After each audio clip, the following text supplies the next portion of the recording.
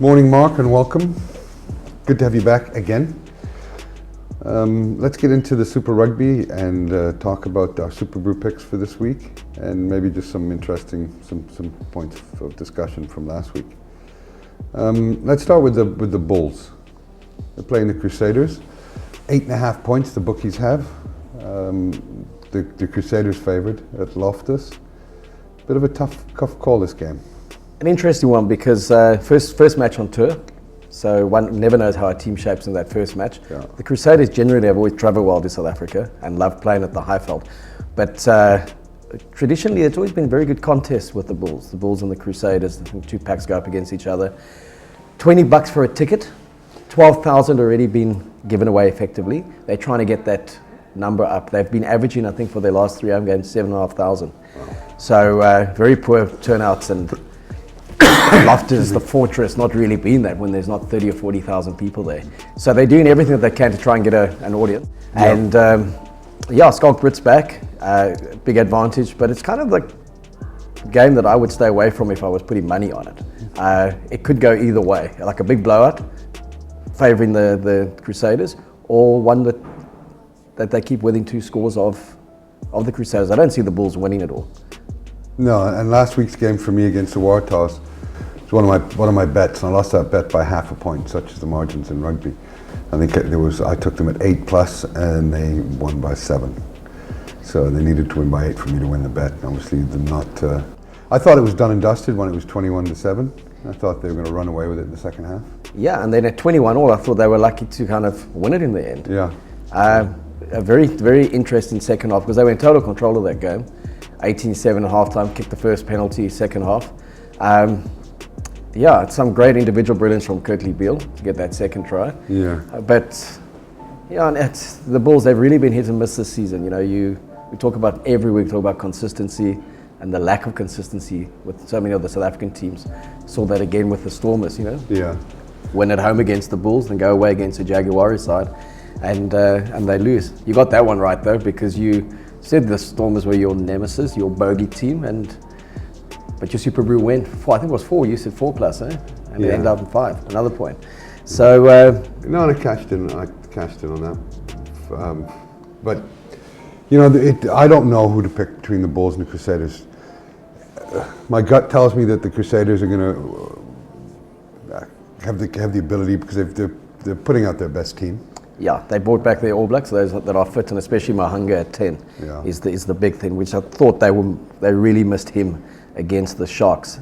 Scored 3 tries to 0, conceded 9 kickable penalties, which Curran Bosch kicked 7 of them. So they've been having issues with the application of the scrum law with Australian referees, and Kieran Reid says they've gone to speak to the head of referees to see what they're doing wrong, because they're scrumming against teams that he feels don't want to scrum, and then they get penalised. And they were very dominant in the scrum against the Sharks, yet the Sharks I think got 4 or 5 penalties from the scrum against them. So it was one of the most ill-disciplined performances I've also seen from Crusader side. Late tackles, stupid seasoned players that were doing very silly things, and maybe just frustrated with the referee then, also the physicality. And the Sharks did manage to bring that physicality for 80 minutes, because they scored that last try in the 84th minute. When they finally they've all had to break. Well, that brings me to an interesting thought. Well, not interesting thought, just an obvious thought for any rugby fan out there. The coach, when he brings on his son. Yeah, you know, Mike Greenway in the Mercury also wrote that he said if ever the Sharks board needed a reason to bullet their coach, it was when they saw that decision. Sharks in control of a game. Yeah. Bosch doing very well at 10, playing a very effective line kicking game, just confidence boosted. 56th minute, introduced the son. Bosch goes to fullback. First thing he does, Dupreez, is throw the most horrendous pass. Half knocks it on, they kick through, they score from it eventually, changes the momentum of the game a bit, then does another howler, and you just felt the effectiveness of Bosch was taken out of the game. No, and every mistake one of his sons now makes is going to be amplified and under the microscope. Yeah, you know, I think it's more so the 10, you know, because the 2 Lucies are playing well, but Robert Dupreez is off form at the moment, and a lot of people say they think he's just been overplayed because he went and did that short stint with Cell Sharks, and came straight back here and played. So he hasn't had a break, and he just looks fatigued for a young player as well. Yeah. because it's the worst I've seen him in the last 2 months ever. He was outstanding for Western Province. He was strong for the Sharks when he went there last year for the Currie Cup, and just out of form. And Kerman Bosch has taken his chances. I thought he was very good against the Crusaders, and to go down to Christchurch and put in a good performance shows the talent that he's got. And let's not forget, he's 21 years old. Damien Willems is 21 years old. We said it last week, we said it the week before. Let's invest in these players and let them play. Okay, well, the Chiefs are playing the Sharks this week, and they're 4.5 point favourites, minus 4.5. What's your thoughts on that? I'm leaning towards the Sharks. I think they will win this game. If they can sustain the intensity. I mean, they've had a good tour. They beat the Waratahs, took 2 points from a 21-all draw with the Crusaders. And you go back to their trip last year as well, outside of a poor start against the Rebels, they came back, lost in the last minute against the Hurricanes, an informed Hurricane side, and then put 60 or 70 points past the Blues. So they do enjoy playing over there. They like the physical confrontation. And I think this Chiefs side is so decimated with injury and unavailability. And when Brodie Retallick's not in there, he is 50% of that side. And Damien McKenzie's the other 50%. So... And you're also missing Sam Cane, who's been out all year. Yeah, so I mean, I think it's more historic than form for the bookies to make the Chiefs favourites, and I thought they were, they've been poor in the last couple of weeks since they got back off tour. Yeah, no, it's well, they've got a lot of injuries, and injuries to franchise players, so they're hard to replace. I'm going to take the Sharks plus 4.5 points. And put 2,000 Rand down on them, and think that they're either going to win or not lose by 5 or more. So for 4 or less, or if they win or draw, then we'll collect on that bet. That 2,000 pays back 3,800. So that's my first bet of the weekend. Blues Canes, 7.5 points is the bookies spread on this one. Yeah, it's at Eden Park, and I think it'll be close. It'll be a 1-score game, but I think the Canes will win it by 3. Canes by 3. Yeah, I would say the Canes by 3 as well. Sorry. First time you've taken my thought. But the Blues have played well at home. They have played well, but they've lost momentum. And then I was surprised they actually lost to the Brumbies as well last week. Yeah. They don't have a great pack though. There's some good game breakers, but these two teams generally dish up quite an even contest. You spoke last week about the New Zealand derby element, and you look at the Chiefs 31-all against the Highlanders, and they were gone at 31-15, 31-16, and 15 points in the last 5 minutes. So it's one of the more flamboyant derbies that you'll see. I think there'll be a lot of attacking rugby. Yeah. 1 score in it, but I do think the Canes have a greater winning habit at the moment than the Blues do. Yeah, agree with that. Rebels versus the Reds, almost a who cares game. Who cares in Australia, and I think in Australia also they're like, who cares? At the moment I think Australia, no one who cares about rugby union. So other than Israel Folau and Alan Jones. Yeah. So I think it's 9.5 is the spread there. I think that's been quite charitable to the Reds. I think the Rebels will pump them. Define pump? 10 plus. Okay. I think that the bookies have this spot on 9.5. So for me on my Super Brew, I'm going to play Rebels by 9. I don't know what the outcome's going to be. Obviously, if I did, I wouldn't be here. But the Reds have, they haven't been blown out a lot this year. No. I know you're going 10 plus. I'm going to say 9. If I had to bet, I'd bet on the Reds to cover, to not lose by 10 or more. For Super Brew, I'll go 15 points to the Rebels. 15 to Rebels, 9 for me. Okay, so then the Bulls Crusaders.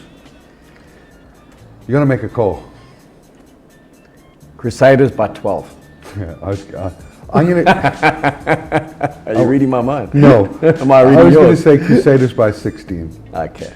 So to me that 8.5 points, I may wait and watch a bit of 5-10 minutes of the game before making a bet.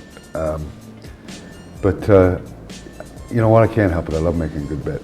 1,000 Rand on the Crusaders, minus 8.5 at Loftus, pays back 1,900. So my second bet of the week. Then we have, and this is the interest, this is where the markets move the most.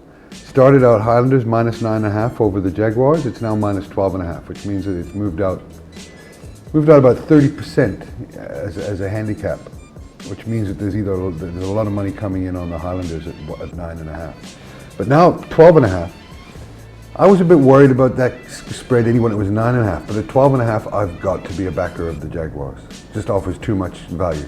For them to start the game at plus 12.5 points, this to me is a one-score game.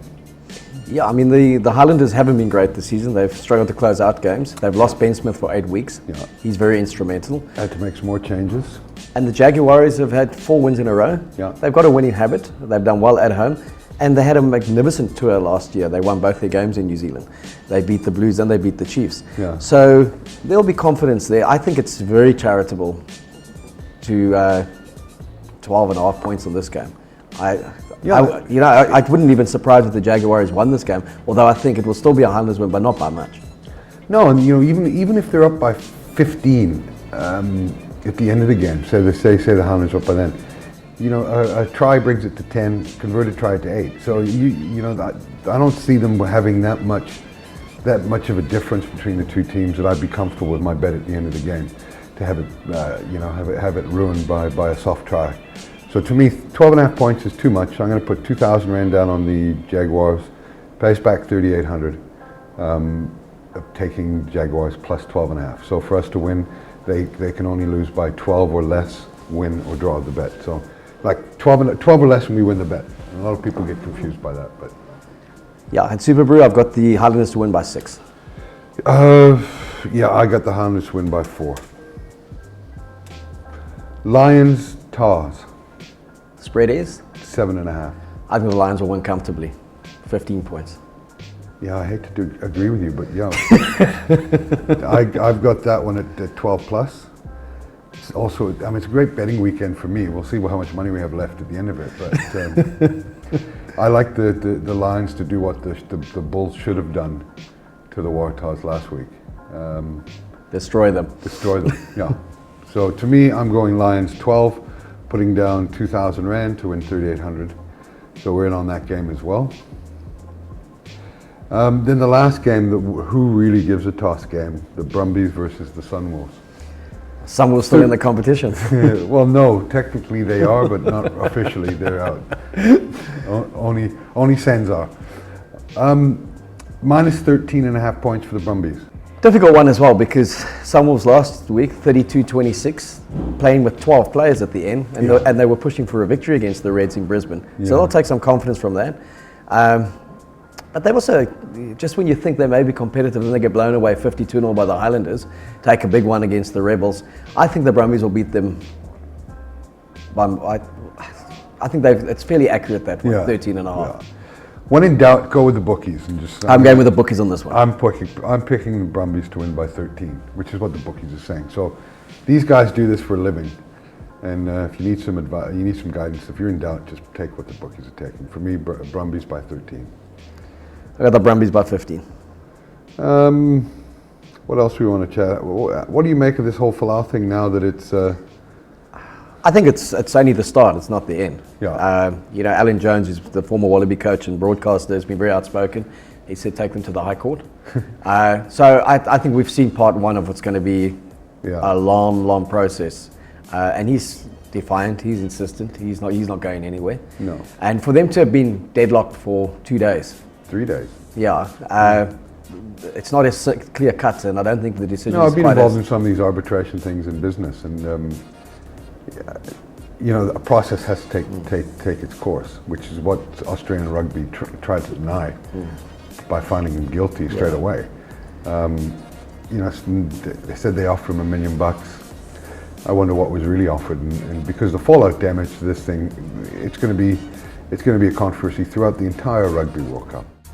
It's again, Nick Farr-Jones has come out in support of Folau, former Wallaby captain, and there's this talk that there's going to be a strike from the Islander players that play in Australia, or a distancing from Rugby Australia in terms of a choice of country to play for. So it's a lot of damage that's been caused all around, and it's certainly not anything that Australian rugby needs when they're struggling so much behind league, behind Aussie rules and behind cricket. They really have lost ground for their poor Super Rugby performances. A national side that struggled to get a 50% win rate, the fact that they haven't won the Bledisloe Cup in 16 years.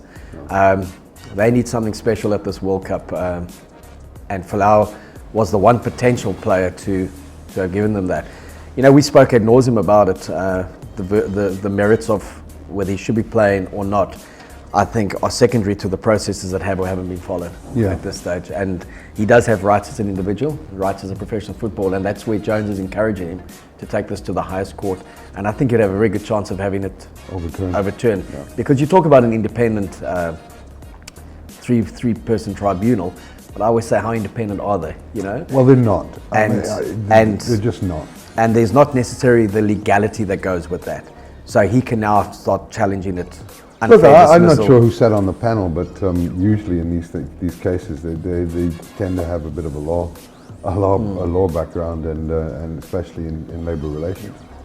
But again, to test it at the Constitutional Court or the High Court, I think the Constitutional Court's the last one. But it's going to be a nightmare, absolute nightmare. It's definitely going to run its course, huh? Yeah. And everyone has said it.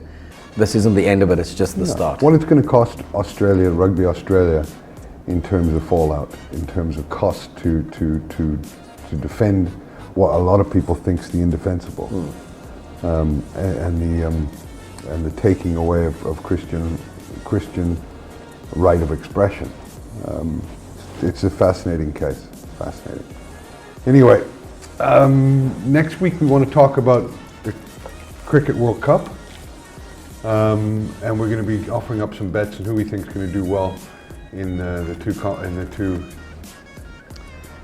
pools. Is it two pools or one pool? One pool. They all play each other. Oh, yeah, wonderful. Yeah. So it's one extended round robin. Okay, yeah. So we'll talk about who we think is going to go through to the semi-finals, who's going to win, who will be the top batsman, best bowler. We'll have some very interesting bets for you next week.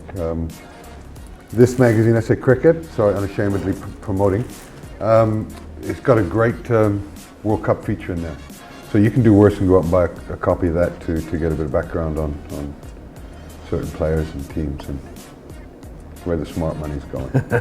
Anyway, thanks Mark, as always, thanks for coming in. Pleasure. And see you next week. Okay.